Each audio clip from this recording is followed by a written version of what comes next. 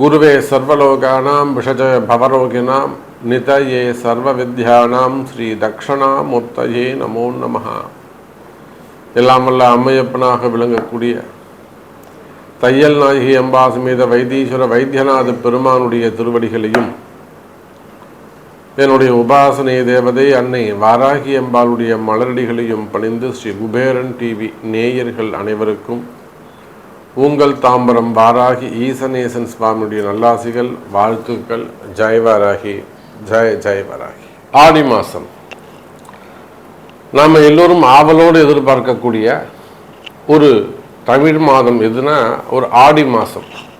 ஒரு 3 மாதத்துக்கு ரொம்ப ஒரு சிறப்பு உண்டு.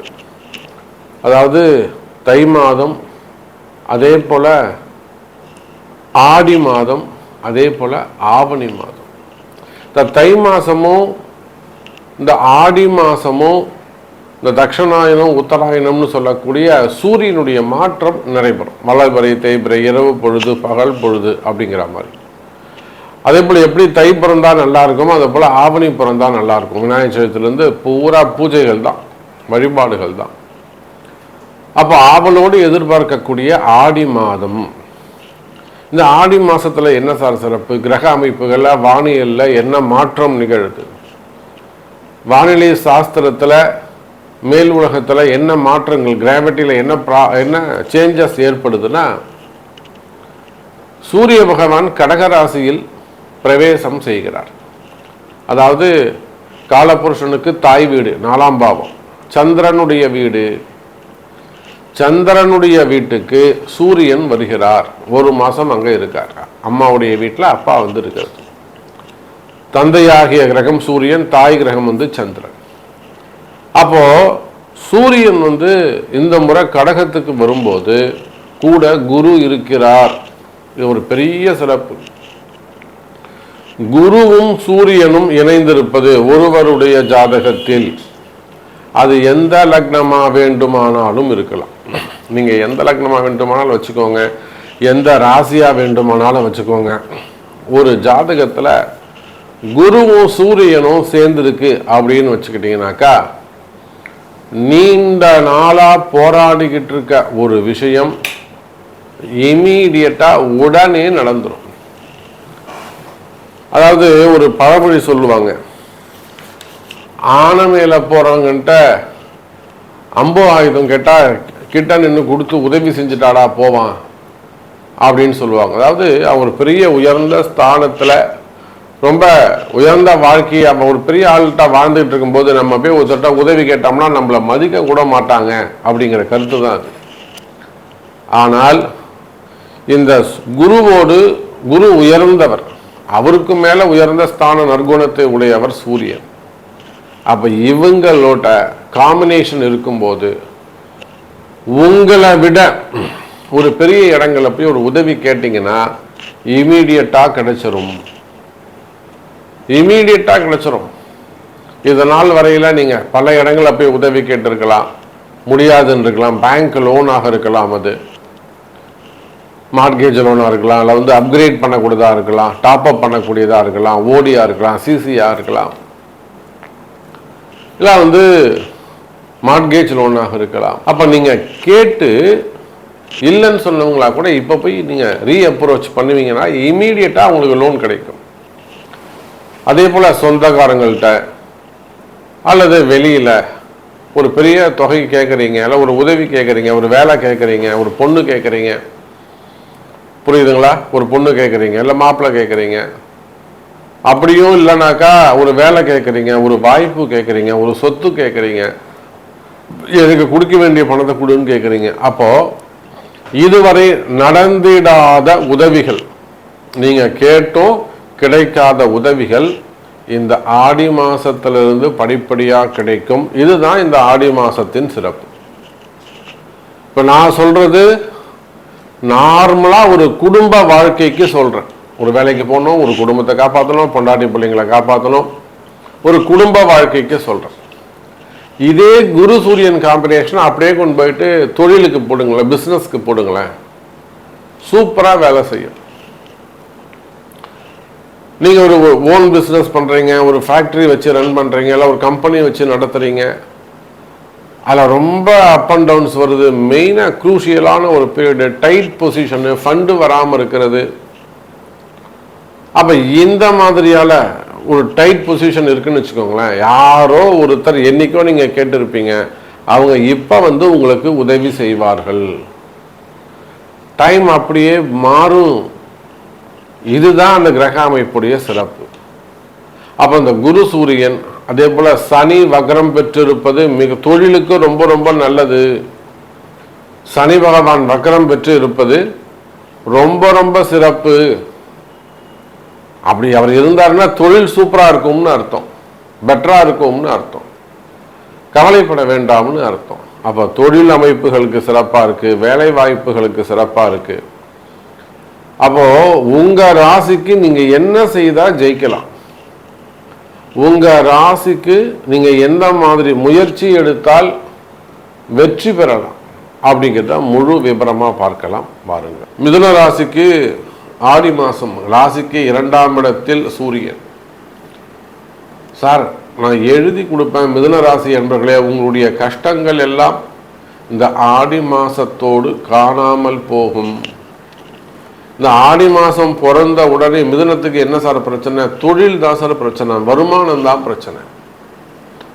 நிறைய வெளிநாடுகளில் வசிக்கக்கூடிய அநேக மக்கள், குறிப்பா மலேசியாவில் இருக்கக்கூடியவங்க, சிங்கப்பூர்ல இருக்கக்கூடியவங்க, வளைகுடா நாடுகள், யுஏஇ கண்ட்ரிஸு, துபாய் அந்த மாதிரியான யுஏஇ கண்ட்ரிஸு, அரப் கண்ட்ரிஸு, அந்த நாடுகளில் வசிக்கக்கூடியவங்க, அதே போல் யுஎஸ் அமெரிக்காவில் வசிக்கக்கூடியவங்க, யூகேல வசிக்கக்கூடியவங்க,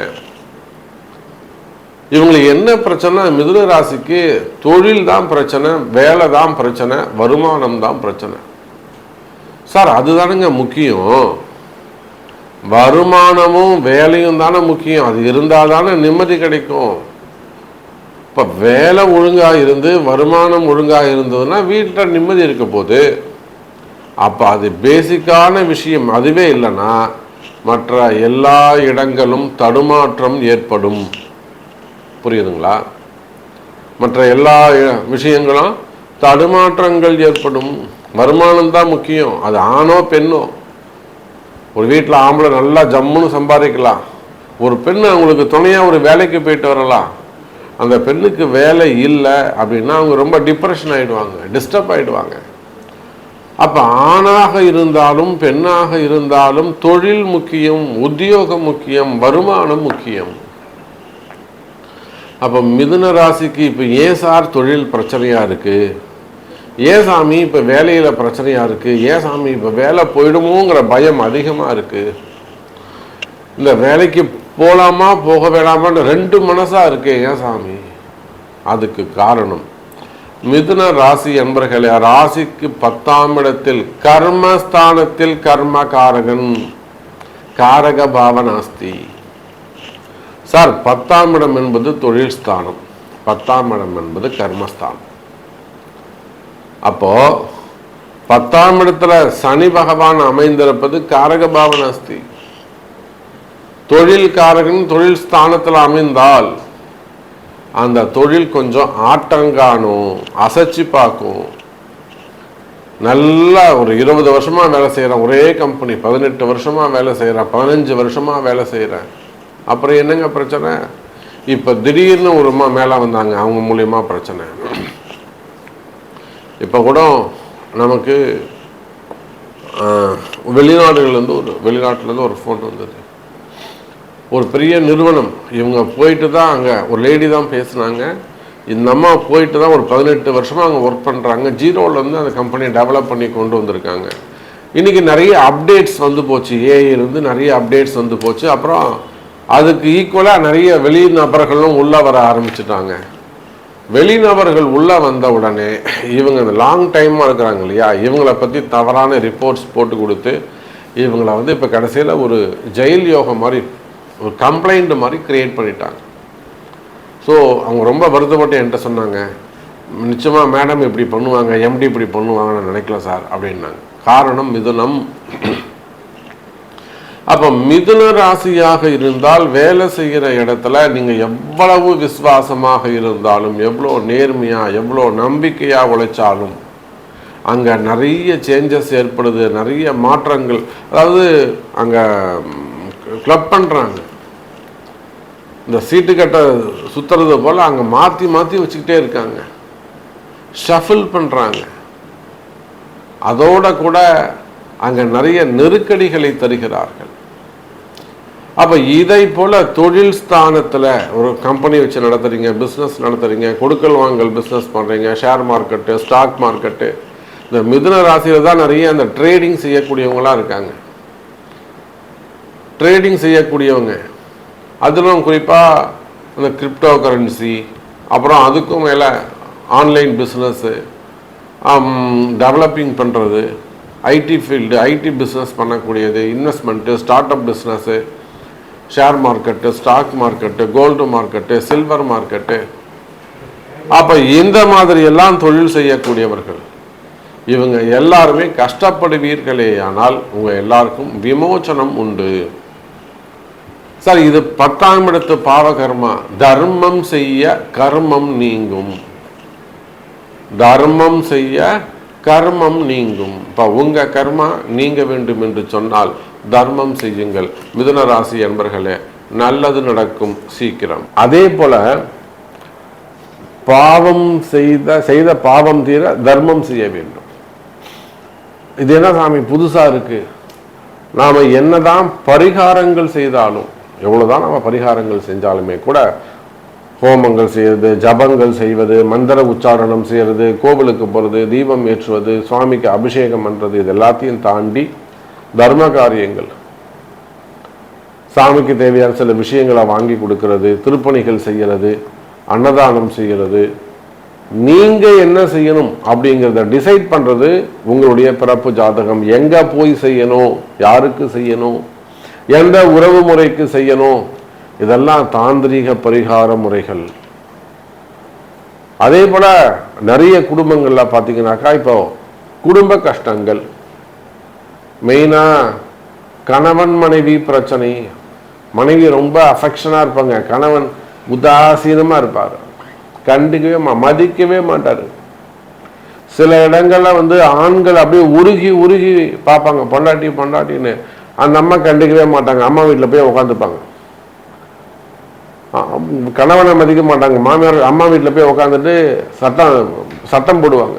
நீ தனியாக தெரியா, நீ அங்கே மாடிக்கு போகக்கூடாது, கீழே தான் இருக்கணும், நீ இங்கே தான் இருக்கணும், சட்டம் போடுவோம், ரூல் போடுவாங்க. அதுக்கு அந்த அம்மாவுடைய அம்மா மாமியார் அது ஒரு ஆட்டம் போடும். அப்போ சில இடங்களில் பெண்கள், சில இடங்களில் ஆண்கள் பாதிக்கப்படுறாங்க. அதே போல் நிறைய உறவு முறைகள், உயிரை கொடுத்து பழகுவாங்க, நம்பிக்கையாக இருப்பாங்க, வீட்டுக்கு தெரியாமல் வெளியில் தெரியாமல் ரகசிய உறவுகள், அதெல்லாம் டக்கு டக்கு டக்குன்னு கட் ஆகும். அதில் வரக்கூடிய கஷ்ட நஷ்டங்கள், அல்லது திருமணம் ஆகாமல் இருக்கிறது, அல்லது செகண்ட் மேரேஜஸ் ஆகாமல் இருக்குது, எல்லாம் நிறைய கொடுமைகள். மேரேஜ் ஆகாமல் இருக்கிறது, மேரேஜுக்கான முதல் திருமணம், இரண்டாவது திருமண தடைகள், குழந்தை பாக்கியம், மெயினாக குழந்தை பாக்கியம். கல்யாணம் 6 வருஷமாகுது, 8 வருஷமாகுது, இன்னும் கல்யாணம் குழந்தை பிறக்கலை. அப்போ இந்த மாதிரியான கஷ்டங்கள் இருக்குமே, ஆனால் இதுக்கெல்லாம் அந்த தாந்திரிக பரிகாரங்கள் கை கொடுக்கும். அப்போ இது எல்லாத்துக்குமே ஒரே சொல்யூஷன், உங்களுடைய பர்த் சார்ட், பிறப்பு ஜாதகம் பேசும். இப்போ இந்த ஆடி மாதத்தில் நல்லது, நல்ல மாதம், நல்ல கிரக அமைப்பு பிறந்திருக்குது. ஸோ உங்கள் ஒவ்வொரு ராசிக்கும் எப்போ இந்த செய்தி உங்களுக்கு நீங்கள் கேட்குறீங்களோ அப்போவே உங்களுக்கு நல்ல நேரம் பிறந்துருச்சுன்னு அர்த்தம். இதுதான் ஒரு சிம்டம்ஸ், இதுதான் ஒரு அடையாளம். கவலை வேண்டாம், நல்லதே நடக்கும், நல்லதே நடக்கும் என்பதை சொல்லிக்கொண்டு மீண்டும் ஒரு அற்புதமான பதிவில் உங்களை சந்திக்கிறேன். நன்றி, நமச்சிவாயம். ஜெய் வராகி, ஜெய் ஜெய் வராகி. ஸ்ரீ குபேரன் டிவியை பார்த்தமைக்கு நன்றிகள். மேலும் இது போன்ற தகவல்களை தெரிந்து கொள்ள ஸ்ரீ குபேரன் டிவியை சப்ஸ்கிரைப் செய்யுங்கள். மறக்காமல் பெல் ஐக்கானை கிளிக் செய்யுங்கள்.